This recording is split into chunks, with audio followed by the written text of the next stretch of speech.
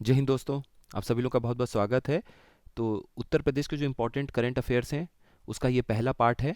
और इस वीडियो में हम लोग काफ़ी इंपॉर्टेंट करंट अफेयर्स को देखेंगे। ऐसे कम से कम 3-4 वीडियोस और आप लोगों को मिलेंगे, तो अच्छे से आप लोग रिवाइज करते रहिएगा। और पीडीएफ जो है वो हर बार की तरह जय स्टडी के मेन टेलीग्राम चैनल पे शेयर कर दिया जाएगा, या फिर जय study one day exam Telegram group या चैनल पे। चलिए स्टार्ट करते हैं। देखिए, सबसे पहला ये करंट अफेयर इंपॉर्टेंट है।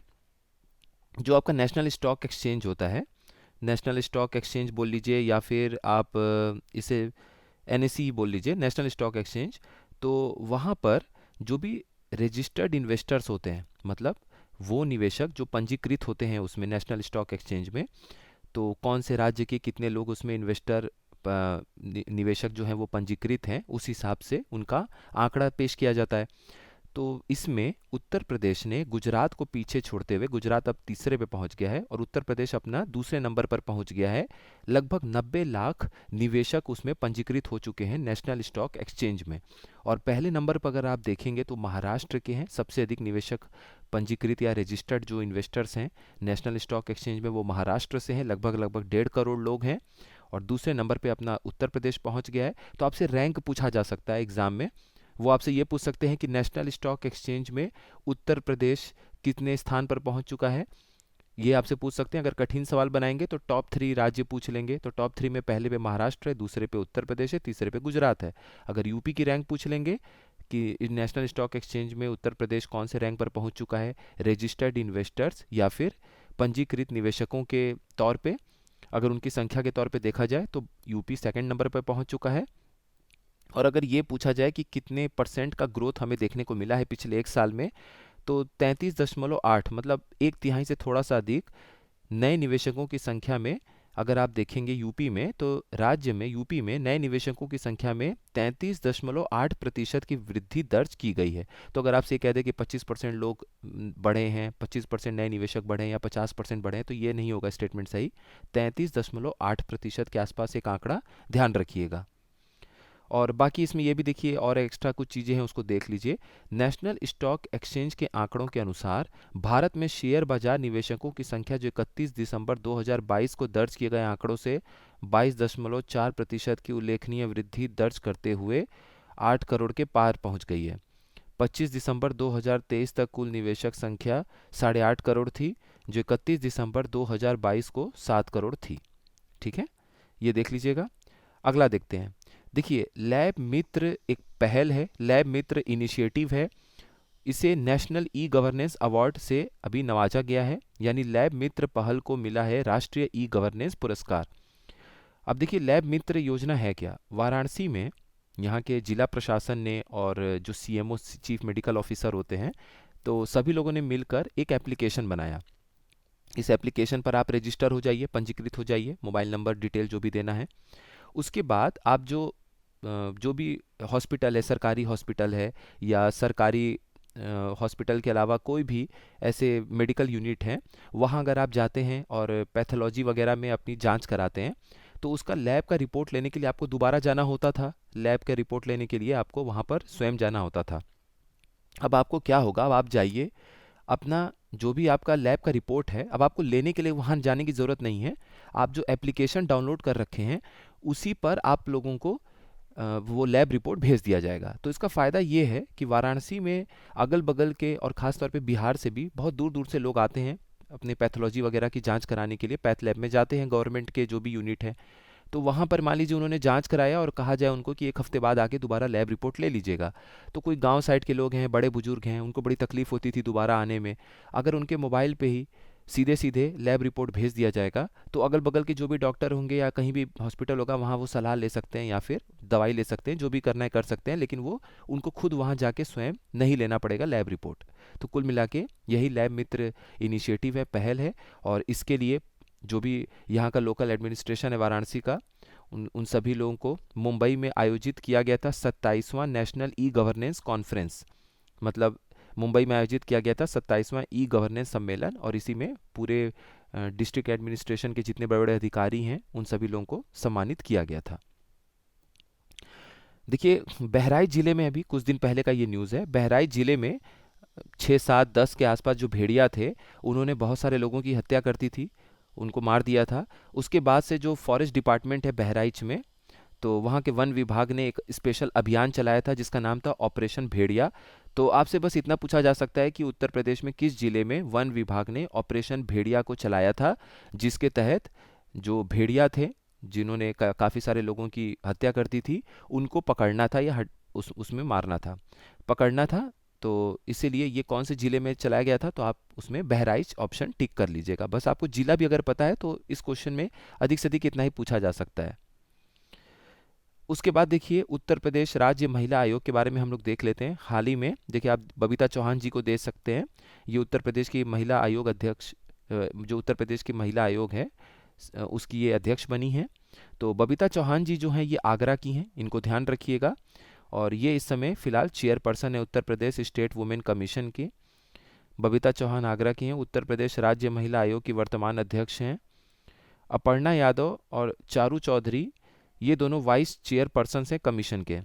अपर्णा यादव और चारू चौधरी जो हैं वो आयोग के उपाध्यक्ष बनी हैं, इनको भी ध्यान रखिएगा। और 1 साल का इन लोगों का कार्यकाल है। अगर आपसे कार्यकाल भी पूछ देगा ऑप्शन में या किसी स्टेटमेंट में कार्यकाल भी लिखा होगा तो ध्यान रखिएगा 1 साल का इनका कार्यकाल है। देखिए उत्तर प्रदेश का पहला जो सप्लीमेंट्री बजट पेश किया गया है उसको भी थोड़ा देख लेते हैं, जिसे हम बोलते हैं उत्तर प्रदेश का प्रथम अनुपूरक बजट। इसमें जो इंपॉर्टेंट चीज़ें हैं वो ध्यान दे दीजिएगा।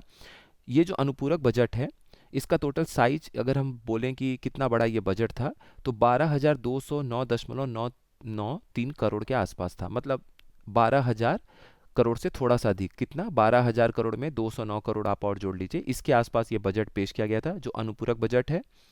नई स्कीम्स के लिए हमेशा पूछा जाता है, चाहे वो बजट हो चाहे कभी कभी एग्जाम के पहले अनुपूरक बजट पेश किया गया हो, तो ये पूछते हैं कि नए बजट के लिए कितना उसमें खर्च किया जा रहा है। तो 319.95 करोड़ जो है वो नई स्कीम के लिए खर्चा किया जा रहा है। देखिए 5 फरवरी को अपना जो पूर्ण बजट पेश किया गया था लोकसभा चुनाव के पहले उत्तर प्रदेश का, उसका जो बजट आकार था लगभग 7.36 लाख करोड़, 7.5 लाख करोड़ से थोड़ा सा कम जो है ये एनुअल बजट था। और the size of the supplementary budget, और ये जो बजट है, जो अनुपूरक बजट है, ये हमारे पूर्ण बजट का लगभग 1.66% हिस्सा है। तो अगर आपसे ये पूछ दे कि जो अनुपूरक बजट पेश किया गया है वो पूर्ण बजट का 5% है अपने खर्च के हिसाब से, तो ये गलत हो जाएगा। कितना है? 1.66% है। यानी अनुपूरक बजट जितना खर्च किया जा रहा है अनुपूरक बजट में, वो कुल बजट का 1.66% हिस्सा है। इतना ध्यान रख लीजिएगा, आपका काम हो जाएगा। इसके अलावा 2 चीज़ें और हैं। गंगा एक्सप्रेसवे जो कि मेरठ से प्रयागराज के बीच में बन रहा है, उसके लिए लगभग 6,000 करोड़ के आसपास खर्च रखा गया है। और ये जो Uttar Pradesh state road transport corporation है, यूपीएसआरटीसी, जिसे हम कहते हैं उत्तर प्रदेश राज्य सड़क परिवहन निगम, इन्होंने एक प्लान ये रखा है कि 2030 तक उन्हें 50,000 बसों को चलाना है।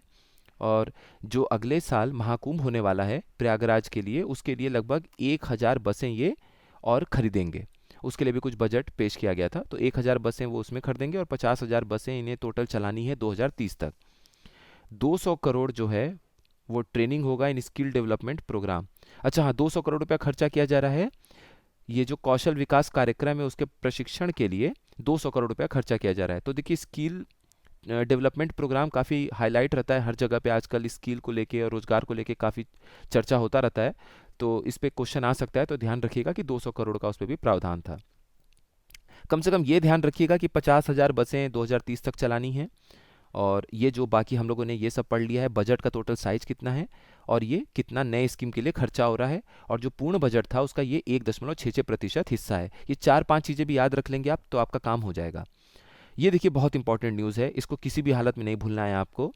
भारत का पहला आर्टिफिशियल इंटेलिजेंस यानी कृत्रिम बुद्धिमत्ता आधारित जो आंगनवाड़ी केंद्र है वो कहाँ पर संचालित किया जा रहा है?